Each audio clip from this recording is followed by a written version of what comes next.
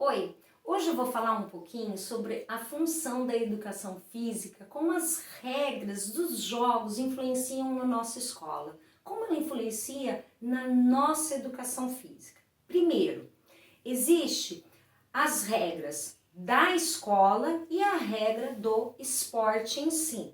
Por exemplo, o que eu quero dizer com isso? Eu tenho um jogo de basquetebol. Se eu pegar o basquetebol e for aplicar nas regras certinha para os alunos, o que vai acontecer? Quando eu for jogar, eu vou ter 10 alunos em quadra, correto? Só que eu tenho uma realidade escolar, às vezes com 30, 40 alunos. O que eu vou fazer com esses alunos? Tá aí aonde eu tenho que pensar.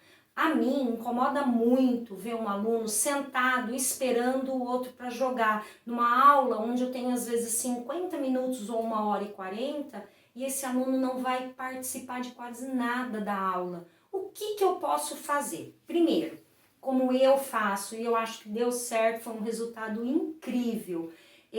Primeiro, eu passo todas as regras certas. Eles têm que ter a noção do que é certo.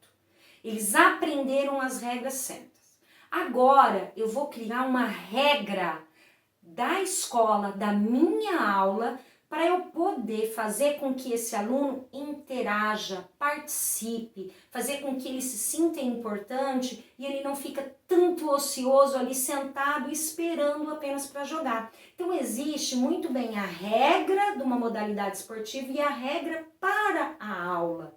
Por exemplo, às vezes eu jogo um basquete com 20 em quadra. Como assim?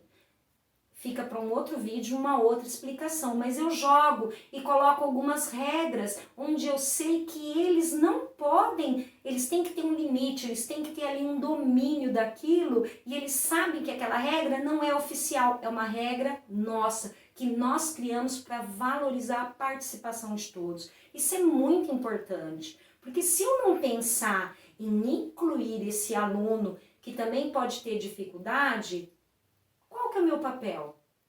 É valorizar só aquele que sabe? É dar 5 minutinhos só de jogo? Não, é muito chato. Eu, pelo menos na minha época, eu detestava ficar esperando. Eu queria participar, eu queria mais, eu queria mais. Então eu comecei a criar mecanismos para fazer com que todos participassem, entendendo das regras, sabendo que era regra válida, que era oficial e fazer com que eles transportassem aquilo e criassem novas regras e participassem de tantas modalidades que são gostosas. Quem quiser saber um pouquinho mais, deixa aí nos comentários que eu falo um pouquinho de como que eu fiz isso e dando alguns exemplos para vocês, tá bom? Ó,